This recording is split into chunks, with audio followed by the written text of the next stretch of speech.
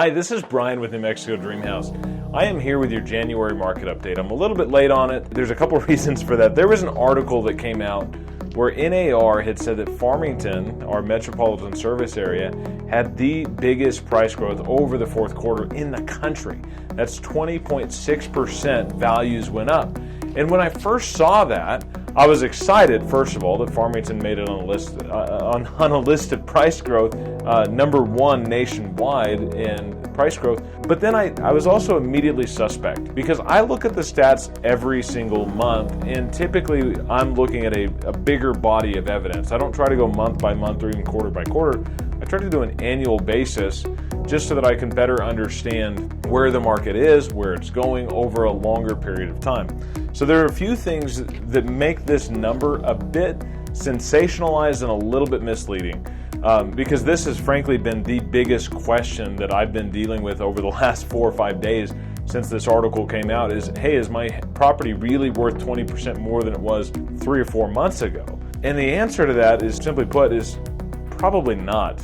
Even more simple than that, no, it's not, unless you've had some type of forced appreciation.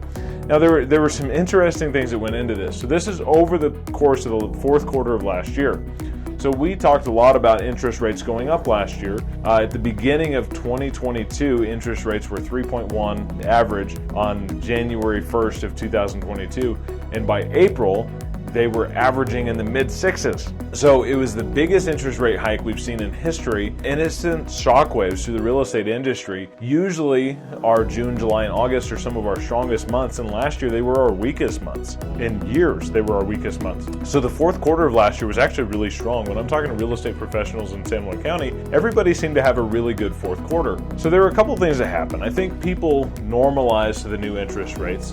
The CPI index came out, the consumer price index, showing that inflation wasn't quite as bad as they had anticipated in the fourth quarter.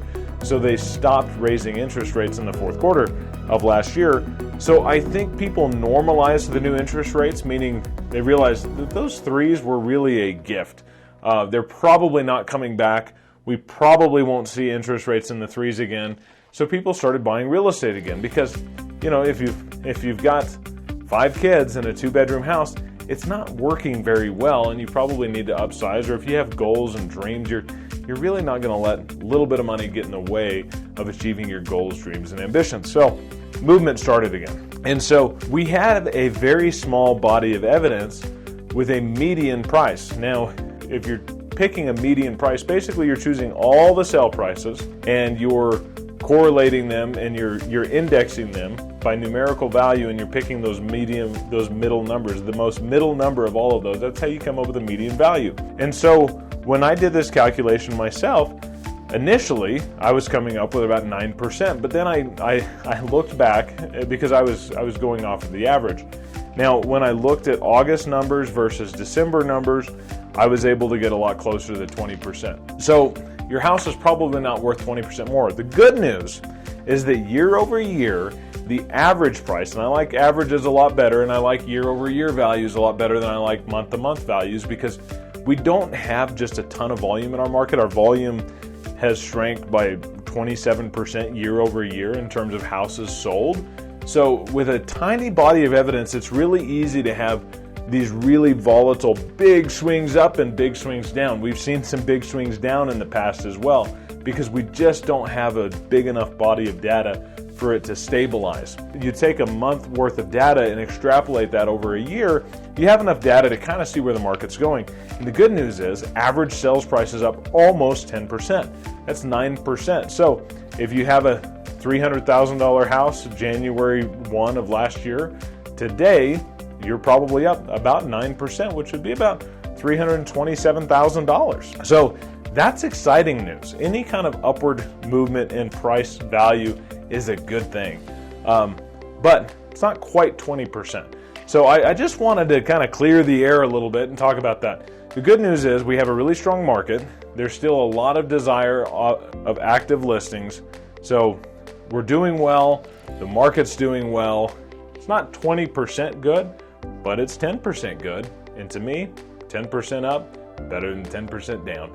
So if you're looking to sell your house, These numbers have been quite volatile. There have been a lot of confusion and excitement and movement around the numbers. We've been here before. We've been in the business. We've closed well over 500 real estate transactions. We know exactly how to navigate troubled waters.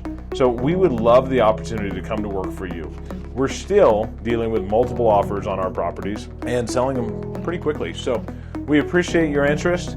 We appreciate you watching our market update. So hopefully that clears the air a little bit around that sensationalized article.